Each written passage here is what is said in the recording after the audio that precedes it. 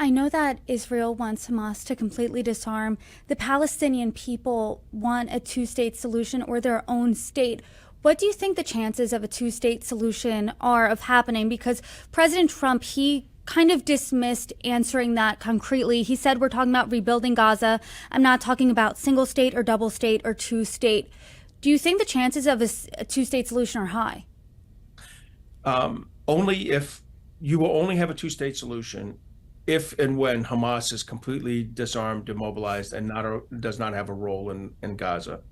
So to the degree that that happens, then they have a potentiality for that long-term solution. I'll say the same for the rebuilding. Humanitarian assistance will flow no matter what, but the rebuilding will not happen. Countries will not invest in a Gaza ruled by Hamas because they know whatever buildings they built will probably be flattened in a future Israeli counterstrike. Right? You cannot. So the key to the success of phase 2 and phase 3 is the demobilization and disarmament completely of Hamas, and not that it regenerates under another name, but that style of militant, aggressive, attacking behavior is eliminated. If that doesn't happen, you won't have rebuilt Gaza, and you won't have a two-state solution.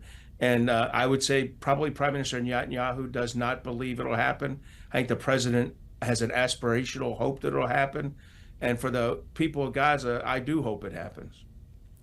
We've seen before ceasefires in this conflict happen, then fall apart just months or weeks later.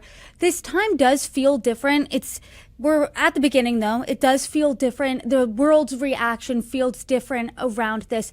Do you think it's different, A? And B, I mean, how long lasting do you think this peace will be, especially considering Israel didn't go to Egypt, Hamas leaders were not in Egypt for that peace signing? I do think this has the highest opportunity for success over the last 2 years. That's for certain. Maybe over the last decade. But it's still, this will be a challenge, and it really is. The key players in this are not Israel and the United States.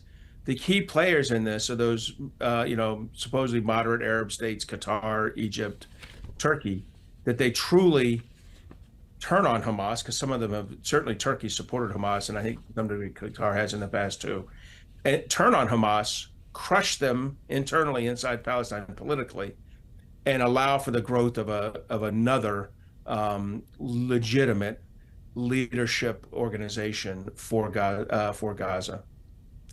And let's say there is another leadership organization. What are the chances that that's not Hamas-esque or a different leadership organization that is similar to Hamas, just under a different name? Well, if it is Hamas under a different name, I don't think the Israelis will accept it. If it's similar or slightly related, that'll become a tricky political issue for Israel. But if it acts like Hamas, it will be crushed. It will be treated like Hamas, and it will be crushed. And it should be. Look, Israel can't accept a aggressive, attacking terrorist organization running a rump state right alongside it. That's just not acceptable. We wouldn't accept it. No democracy would accept it in that kind of condition. And so I think eventually we would understand why Israel would have to crush it. So let's hope that doesn't happen. But that really is up to Egypt, Qatar, and Turkey, not the United States and Israel.